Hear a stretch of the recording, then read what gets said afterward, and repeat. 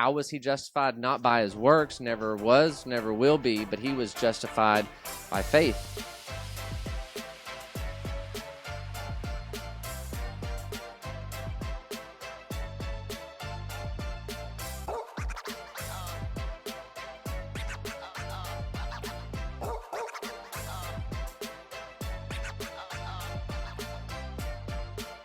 Maybe we should talk about Abraham for a minute, because you have the Genesis 12, he obeyed by faith by leaving Ur of the Chaldees.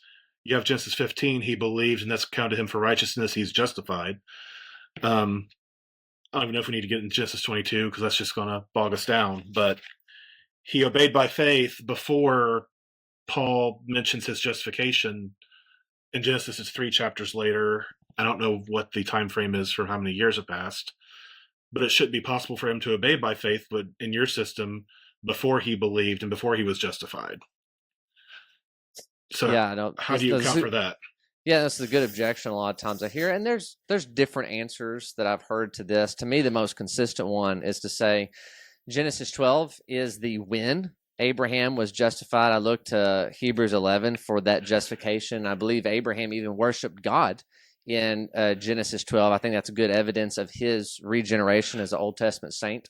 I think Genesis 15 is the how Abraham was justified. How was he justified? Not by his works, never was, never will be, but he was justified by faith. And I think Genesis 22 is his vindication before witnesses, before man. And we can talk about the application for Jews under, looking to the Torah, and Christians reading James 2.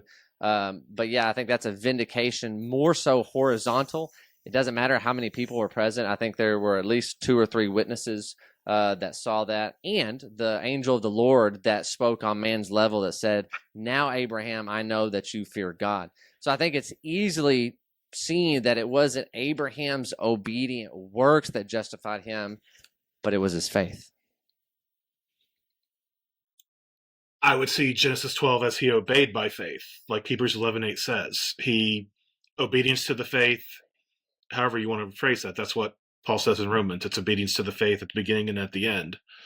So I think you would actually say he had faith and then he obeyed, more so than, that's when he obeyed by faith and that's when he was justified. Is that?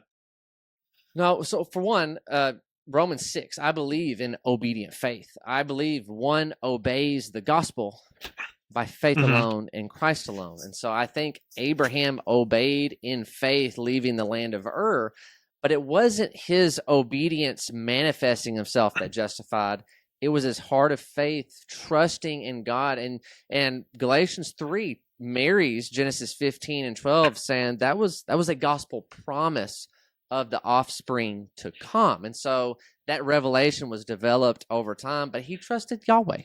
And so when I say trust, I'm talking about this internal heart category. And if that's a real trust, well, then it will demonstrate itself out in obedient works. Okay.